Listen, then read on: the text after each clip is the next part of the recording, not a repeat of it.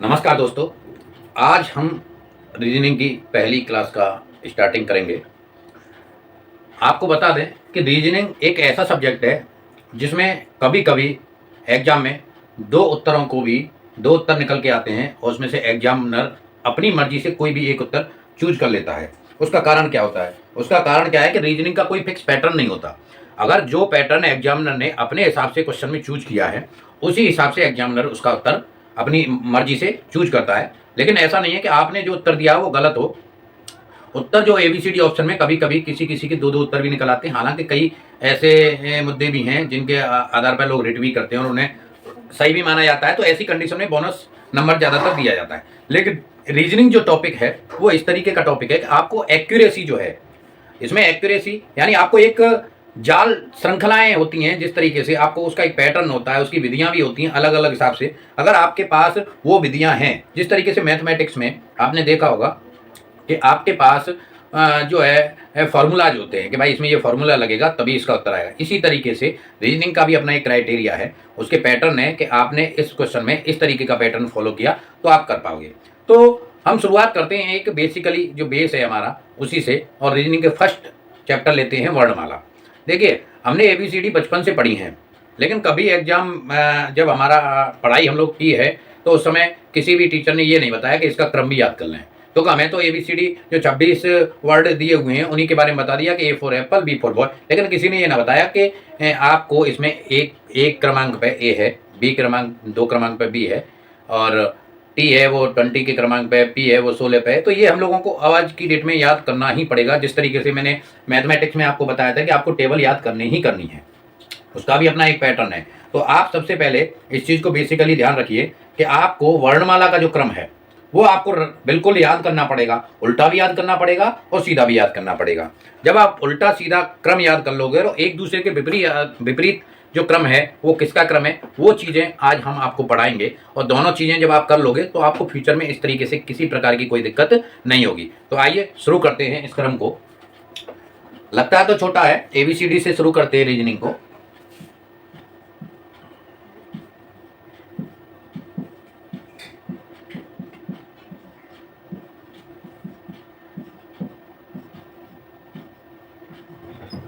ये देखिए, इसको 50 ले लीजिए, एन तक कितना हो जाएगा? 1 2 3 4 5 6 7 8 9 10 11 12 और ये 13। यानी आपने पहली बार में 13 तक ये क्रम ले लिया। अगला आपको लेना है इसी का जस्ट विपरीत, उल्टा। ठीक है, 14 N O P Q R S T U V W X Y और जेड। इधर लेंगे 14 15 16 17 18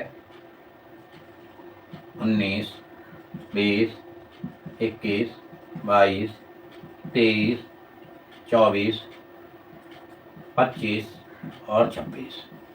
अब आप देखेंगे ये हमने एक पैटर्न ले लिया, इसका एक टेबल बना दिया आपके लिए। इस टेबल को आपको रटना ही पड़ेगा अगर आपको वर्णमाला का क्वेश्चन करना है तो। देखिए, बहुत ही आसान है। कई सारे टीचरों ने अपनी अपनी ट्रिक बना रखी है, लेकिन मैं आपको इस ट्रिक, ये जो ट्रिक आपको बताते हैं, मैं ट्रिक ही नहीं, मैंने आपको बताया मैं आपको बेसिकली लूंगा, लेकिन बेसिक में आपको इतना रटा दूंगा कि जो ट्रिक आपकी फेल हो जाएगी और बेसिकली आप आराम से इसको कर पाएंगे। तो देखिए, A B C D E F G H I J K L M N O P, तो इस तरीके से हमने याद कर लिया। अब आपको याद क्या करना है? अगर आपसे क्रम पूछा जाए कि आई का क्या क्रम है, तो आपको तुरंत उत्तर दिमाग में होना चाहिए कि आई हमारा 9 पे आता है। तो हमें ये सारी चीजें पहले क्या करनी है? याद करनी है। यही आपका होमवर्क है। अगर आप होमवर्क रेगुलर तरीके से करते रहेंगे तो आपको फ्यूचर में किसी प्रकार की कोई दिक्कत नहीं होगी। इसलिए हमने बहुत ही बेस से शुरू किया है, बहुत ही छोटे तरीके से किया है। आपको अपनी तैयारी करनी है और बढ़िया तरीके से इसको वो करना है। अब आप देखिए, अब इसका क्या है, ये मैंने लिखा है इसका जस्ट अपोजिट है। देखिए, इसको अपोजिट को, ये आपको क्रम याद करने हैं। क्या करने हैं? क्रम। पहला आपका है क्रम, कौन से क्रम पे कौन सी चीज आएगी। अगर आपसे पूछ लिया जाए, कोई संख्या दी हुई है कि अगर 12 के क्रम पे आएगा तो कौन सा आएगा, हमारा एल आएगा, 14 के क्रम पे आएगा तो कौन सा आएगा, एन आएगा। इस तरीके से करना है आपको। तो ए का उल्टा क्या होगा, अब आपको अपोजिट याद करने हैं। बी बाई यानी bye bye, D W, E V, F का उल्टा क्या होगा, U, G T, H S, I R, J Q, K P, L O, M का अपोजिट एन। ये एक दूसरे के अपोजिट है, ये टेबल भी आपको याद करनी है। अब देखिए इसका सरल तरीका क्या है, ए का उल्टा जेड सबको पता है, बी का उल्टा यानी बाय बाय, बाय बाय कर लेंगे, डी डब्ल्यू यानी डाउन, ईवी, देखिए ईवी का हम आपको ट्रिक बताते, LOVE, लव, एक शब्द बनता है लव, इनको आप याद कर सकते हैं LOVE। तो यानी वी का उल्टा क्या होगा, एल का उल्टा क्या होगा, ये एक दूसरे के अपोजिट है। तो इस तरीके से आप इस शब्द से भी याद कर सकते हैं लव, यानी एक दूसरे के उल्टे में क्या हो जाएगा, लव कर लेंगे। जीटी यानी हम जानते हैं जीटी यानी ग्रांड ट्रक रोड, जिसके बारे में बताते हैं ग्रांड ट्रक रोड, तो जीटी याद कर लेंगे। HS समझ रहे हो, हिस्ट्री सीटर कहते हैं हिस्ट्री सीटर। IR यानी RI एक पद होता है पुलिस विभाग के अंदर।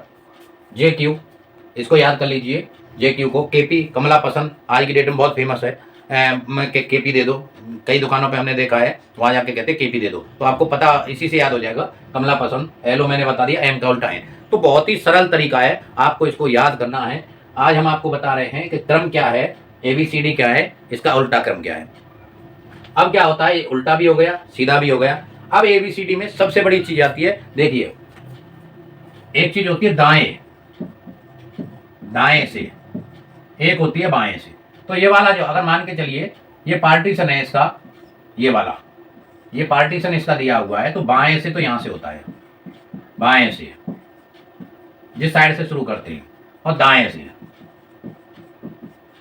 जो उर्दू लिखी जाती है, अगर आप देखेंगे हिंदी में हम लोग यहां से यूं लिखते हैं सीधे, लेकिन उर्दू लिखी जाती है वो उल्टी लिखी जाती है, दाएं से बाएं, यानी ये हो गया बाएं से और ये हो गया दाएं से। अगर क्वेश्चन में कोई भी चीज पूछी है तो मिडिल में दाएं से पूछ रहा है, तो दाएं से उस साइड से शुरू करेंगे। यानी मान के चलिए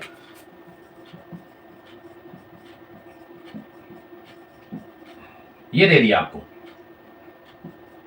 ये दे दिए, अब पूछ रहा है दाएं से, दाएं से एग्जाम्पल ले लेते हैं हम इसका, कि दाएं से पांचवा अक्षर कौन सा होगा। तो देखो दाएं से, दाएं हम यहां से शुरू करेंगे, तो हमने देख लिया 1 2 3 4 5वां, तो पांचवा अक्षर कौन सा होगा हमारा, ई।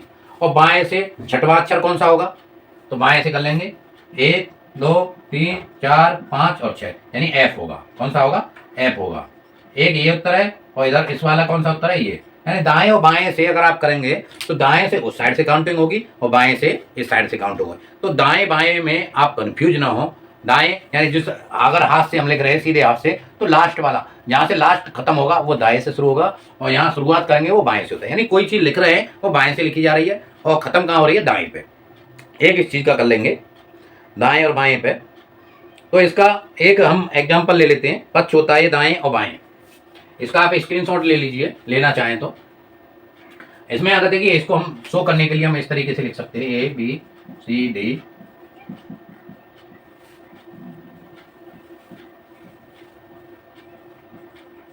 ये हो जाता है आपका दाएं और बाएं, यानी हमारा जो लास्ट है वो क्या है, दायां है, और शुरुआत कहाँ है, बाएं से। इसका स्क्रीनशॉट ले लीजिए, आगे हम आपको बताएंगे किस तरीके से क्वेश्चन पूछा जाता है।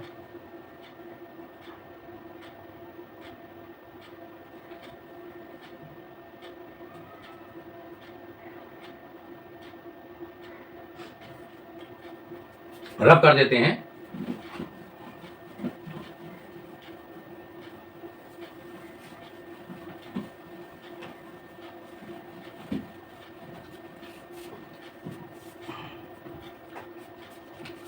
एक एग्जाम्पल लेते हैं। क्वेश्चन क्या है, अंग्रेजी वर्णमाला में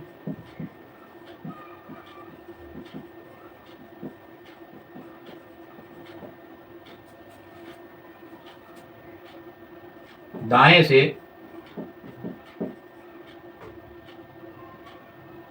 5वें अक्षर के बाएं दूसरा अक्षर क्या होगा? ये आपको एक क्वेश्चन दे दिया कि अंग्रेजी वर्णमाला में दाएं से 5वें अक्षर के बाएं दूसरा अक्षर क्या होगा। अब आपको पता होनी चाहिए, या तो आपको रटा हुआ होना चाहिए, नहीं है तो मैं आपको बेसिकली तरीका बताऊंगा। कभी किसी भी एग्जाम में आप जाएं तो सबसे पहले ABCD लिख लें। अगर ऐसा क्वेश्चन है क्योंकि आपको प्रॉपर टाइम पहले ही मिल जाता है, एक या अगर आपको रफ शीट मिली है तो आप पहले लिख सकते हैं। अगर रफ शीट आपको नहीं मिली है तो आप एक रबड़ ले जाएं, एक पेंसिल ले जाएं और उसको लिख लें, और जब एग्जाम हो जाए मौका देखें। लेकिन इसका मौका देखें मैं ये नहीं करा श्योरिटी, क्योंकि इसमें आप कोई दिक्कत भी हो सकती है। लेकिन अगर आपको मौका है तो आप आराम से पेंसिल से लिख सकते हैं और रबड़ से उसको रफ कर सकते हैं। तो आप इस तरीके से भी कर सकते हैं, कई एग्जामों में हम लोगों ने भी ऐसा किया है। तो आप पहले ABCD लिख लीजिए, बेसिक है इसलिए आपको बता रहे हैं।